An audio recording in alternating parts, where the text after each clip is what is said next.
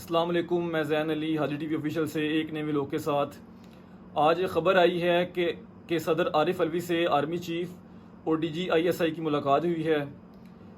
اس ملاقات کا اندرونی احوال تو ابھی نہیں کچھ کہا جا سکتا، لیکن ممکنہ طور پر کیونکہ صدر عارف علوی صاحب الیکشن کی تاریخ کا اعلان کرنے والے تھے، تو آرمی چیف صاحب ہو سکتا ہے کہ آرمی چیف صاحب ان سے اسی لیے ملے ہوں کہ وہ بھی اس تاریخ کا اعلان نہ کریں، کیونکہ ملک جو ہے ملک میں پہلے ہی اتنی بے یقینی ہے، تو اگر انہوں نے اعلان کر دیا تو ملک میں بے یقینی اور بڑھ جائے گی۔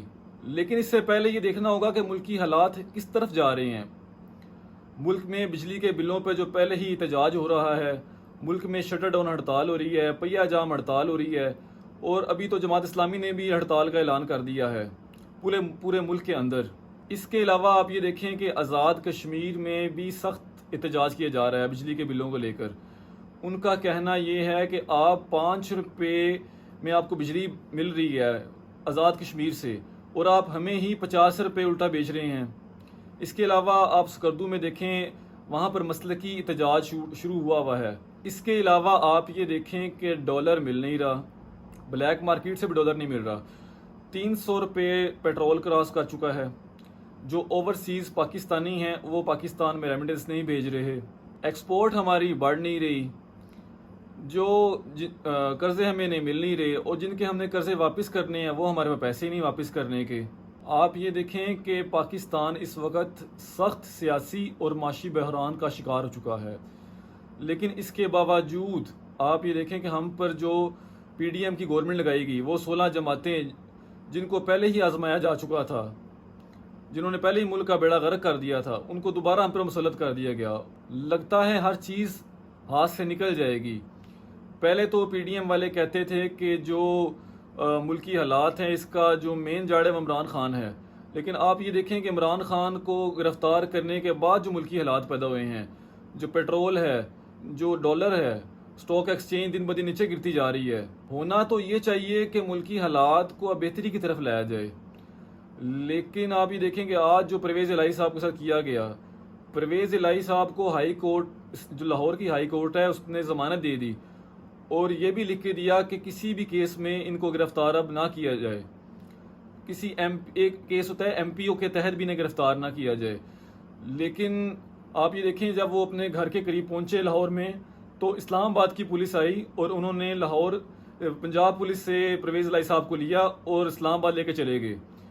حالانکہ اس وقت ان کے وکیل بھی ان کے ساتھ تھے، لطیف خوسا صاحب اس وقت ان کے ساتھ تھے۔ پرویز الہی صاحب اپنی ضمانت کے پیپر دکھاتے رہے کہ یہ میری ضمانت کے پیپر ہیں اور آپ مجھے گرفتار نہیں کر سکتے، لیکن اس کے باوجود اسلام آباد پولیس نے ان کو ساتھ لیا اور اسلام آباد چلی گئی۔ آپ یہ دیکھیں کہ اب یہ جنگ جو ان سی ہے وہ نگران حکومت اور تحریک انصاف کی نہیں رہے گی، بلکہ یہ جنگ تو اب عدلیہ اور نگران حکومت کے درمیان شروع ہو چکی ہے۔ لگتا تو ایسے ہے کہ فیصلے تو بے شک جو موثر ججز ہمارے کر رہے ہیں، لیکن ان کی جو ڈوریں ہیں فیصلوں کی کوئی اور ہی لا رہا ہے۔ ان فیصلوں پر عمل درآمد ہو نہیں رہا کسی قسم کا۔ وزیر اعظم صاحب کا، جو ہمارے نگران وزیر اعظم صاحب ہیں، ان کا خیال ہے کہ جو چیزوں کو نہ بڑھا چڑھا کے پیش کیا جا رہا ہے، اور جو ملکی حالات ہیں وہ اس قدر خراب نہیں ہیں جس قدر دکھائے جا رہے ہیں ٹی وی کے اوپر، سوشل میڈیا پہ دکھایا جا رہا ہے، ملکی حالات اس قدر خراب نہیں ہیں۔ آپ یہ دیکھیں کہ جو ابھی پیٹرول کے ریٹ بڑھے ہیں، جو ٹرانسپورٹر ہیں انہوں نے اپنے کرائے 10 سے 15% بڑھا دیے ہیں، اور وہ بھی احتجاج کر رہے ہیں۔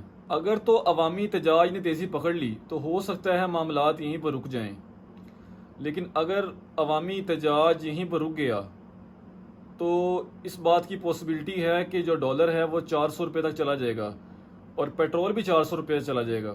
اب جو گیس کی قیمتیں ہیں اس میں بھی اضافہ ہوا ہے۔ ایک اور واقعہ ہوا ہے ڈیرہ اسماعیل خان میں، ایک میٹر ہیٹر تھا، وہ میٹر کی جو ریڈنگ کر کے واپس اپنے گھر جا رہا تھا، تو اس پر فائرنگ ہوئی ہے، اس پر 5 فائر مارے گئے ہیں، جس میں سے ایک اس کے پاؤں پہ لگا ہے۔ اس کو ہاسپٹل پہنچایا گیا، شکر ہے کہ وہ بچ چکا ہے، لیکن حالات دیکھیں اب حالات کس طرف جا رہے ہیں۔ آپ یہ دیکھیں کہ میٹر ریڈر بھی پولیس سے سیکیورٹی مانگ رہے ہیں، وہ کہہ رہے ہیں کہ ہمارے ساتھ پولیس کو بھیجا جائے، جہاں ہم جس گھر میں جائیں میٹر کی ریڈنگ نوٹ کرنے جائیں، ہمارے ساتھ پولیس کو بھیجا جائے، ورنہ ہم نہیں جائیں گے۔ اس کے علاوہ جو پورے پاکستان میں وابڈا ہاؤس ہیں، انہوں نے بھی پولیس سے ایکسٹرا پولیس کی جو مانگ کی ہے، ان کا کہنا یہ ہے کہ لوگوں کے بل بہت زیادہ آئے ہیں، تو لوگ ہمارے پاس آ رہے ہیں بجلی کے بلوں کے معاملے میں، تو آپ ہمیں بھی سیکیورٹی دیں، زیادہ سے زیادہ سیکیورٹی ہمیں دیں۔ آپ یہ دیکھیں کہ جو ملکی ابھی حالات بن چکے ہیں، اس کا ذمہ دار کون ہے؟ ظاہری سی بات ہے، اس کا ذمہ دار صرف پی ڈی ایم ہے اور اس کے لانے والے ہیں۔ آج تک ملک کی تاریخ میں، 75 سالہ تاریخ میں، وہ کچھ نہیں ہوا جو پچھلے 15 سے 16 ماہ میں ہوا ہے۔ سب سے پہلے اگر آپ اس بات کو غور کریں تو سائفر کیس، آج تک پچھلے 75 سال میں سائفر کیس کا نام تک نہیں سنا تھا۔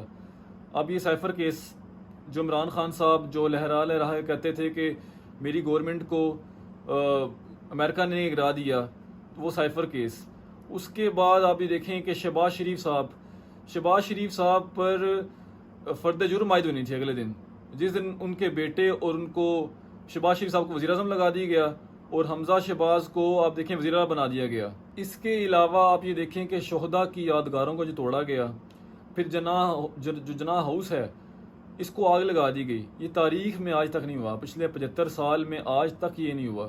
پچھلے 15 سے 16 ماہ میں جو چادر اور چار دیواری کا تقدس پامال کیا گیا، وہ آج سے پہلے 75 سال میں کبھی نہیں کیا گیا۔